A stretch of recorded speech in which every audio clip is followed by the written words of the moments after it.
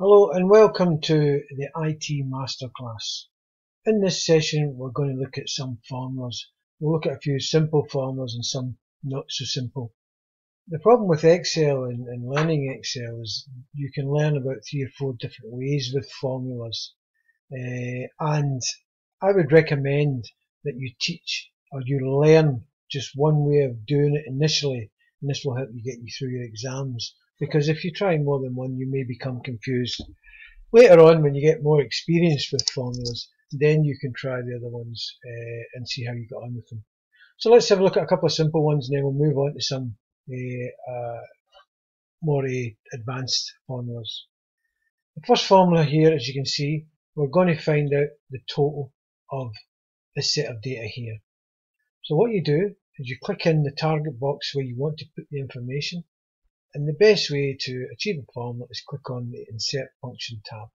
So if you click on the Insert function, you will see first and foremost that it creates an equal sign in the box. And if you scroll down here, you will then see this Insert function box appear.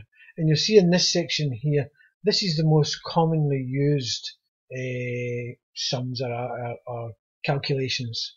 Alright, if you want any more, you just click on there, click on all, and that'll throw up all the formulas and all the connotations you may need to create a formula. So we're going to use the sum function because the sum is just a total of all that information. If you click on OK, you'll see the formula appear in the box up here, and you'll also see it in the function argument box up here. And you'll see it's from cell references B2, which is this one here, to E2. Alright, well we want to add up all this here, so if you highlight it and drag it across, you will see it will appear in the sum box of the argument box. All you then do is click on OK, and you will see that the answer to that has been put in there. Now, if you want to complete all the other sections, you just simply move the cursor of the bottom right hand corner, find the little black cross. You can either double click or you can drag it down. It's best to drag it down if you're looking for a total to put in here, because if you don't, it will do the same to the total. So that's how you do a basic sum function. Let's have a look at doing the average. To create the average for this set of data here is the exact same as doing a sum formula. If you click on the insert function, you'll see the equal sign appearing. You always have an equal sign at the start of any formula. Now we're going to click on the average, and again you click on OK, and the same type of argument box appears. Now you'll see it says there from B2 to F2, and F2 is this one here, but we don't want to calculate that. So ignore what's in the box and just highlight the data you want to find the average for, and you'll see it appear in the box.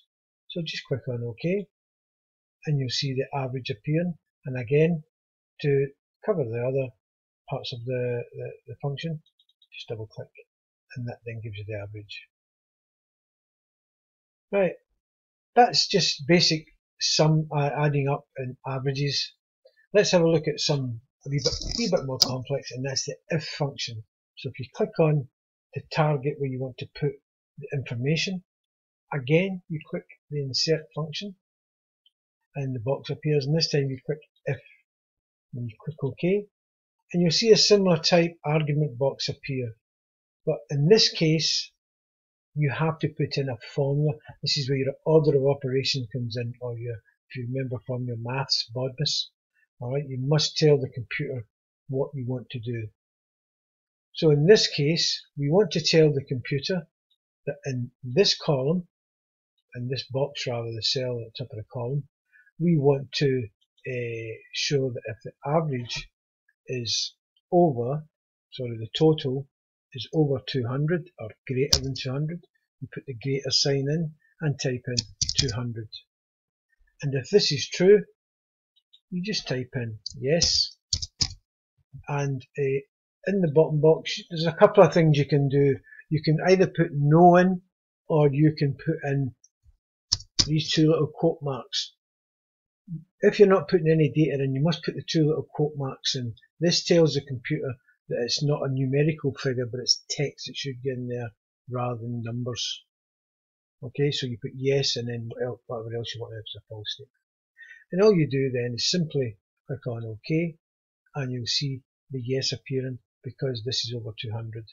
And if you want to double check, just click on that, and you will then see that anything over 200 is yes. And that's the if function. That's a simple use of the if function. Now, if you want to check if your answer is okay, if you highlight your first set of data there that you had the total for and the average for, if you come down to the bottom here, you'll see the average is 71.75, then that should match the average. And if you look at the sum is 287, that should match the total there. And you'll see this count here, that just tells you how many cells you've added up. So that's a quick way of checking to see that your figures are accurate.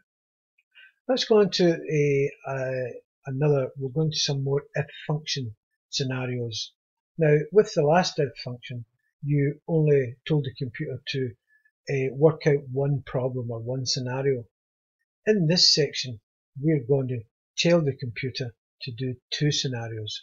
So in this case, we want to, first and foremost, create an if function in the target area. Click on the insert function. Again, the equal sign appears. We've already got the if. You click on OK.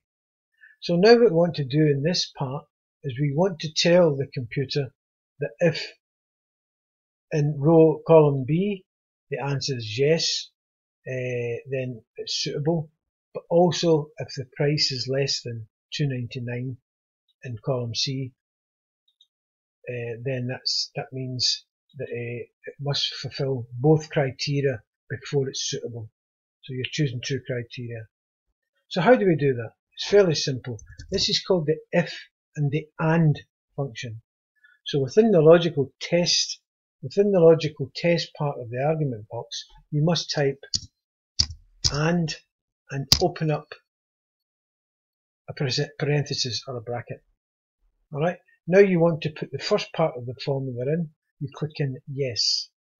You click on the cell you want to get the information from, and it's B2. And B2, if B2 equals, now again, because you're working in Excel, you must tell the computer that it's text you're entering, and you do this by putting it in quote marks.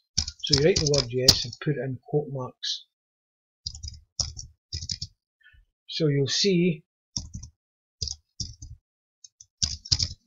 that it's yes. Now that's the first part, that solves the first part here. Now to tell the computer that you want to give it a second command, you must separate the commands with a comma.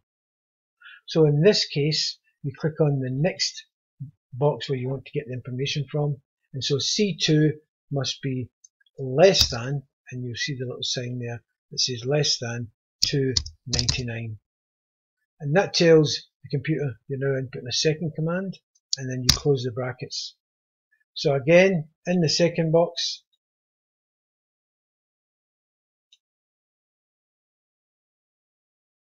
oh, there you go, missed out one of the little rabbit ears or quote marks. So if it's true, then it's suitable. And if it's not true, now you could put unsuitable or something else, but if you imagine if you've got a lot of data, and if you put something like suitable, unsuitable, then you have to trawl through it. So it's best to leave it blank so you can then you can go directly to the information that you need. So you just click on OK, and you'll see nothing appears. But again, if it works alright, you see that's over $2.99, and although it's yes. So if you double click it or drag it down, you will then see that anything that falls within the criteria, $1.99 and yes, or below $2.99 and yes, then it's suitable. And then you can just select it from there. So that's the if and function. So these two must fulfill the criteria before this column changes. Now let's look at a third one. This third one is called the if and or function. So you may want to click something, highlight something in this column, but it might not be related to something in this column, but it may have a certain criteria that you may want to bring forward. So in this case, we want to reorder stock with certain criteria. So what we're going to do is we're going to use the if and or function. So again, click on the target box, click on the insert function, Again, the equal sign comes up. You click on if, which you're already on. And in this case, in the logical test box, we type the word or and open your parentheses. Now you put the first part of the command in. So you want B2 to be less than or equal to 5. So it's a rating of 5, which you the first part sorted out. So to tell the computer you're now going on to a second part of the scenario, you put a comma in. So in the second part, you highlight the box where you want the information from. And in this case, we want C2 to be less than 150. We then close the brackets. And if that's true, then we want it to say reorder. And if it's not true, if it's false, if it doesn't fall in either criteria, remember both criteria doesn't need to be related. So if it's false, then again put your little quote marks in. Again, you could put something else in. You could put don't order or whatever. But usually when you're doing something like this, it's better to just keep to the one part because you can then quickly go to the errors you want to see. Click on OK, and you'll see that is under 5 our rating and it's under 150. So you reorder it. So again, double click, and you can see the ones that's reordered. Right, that's got a rating of 2, but it's still over 150. So you reorder it because of the rating. So that is the if and or function.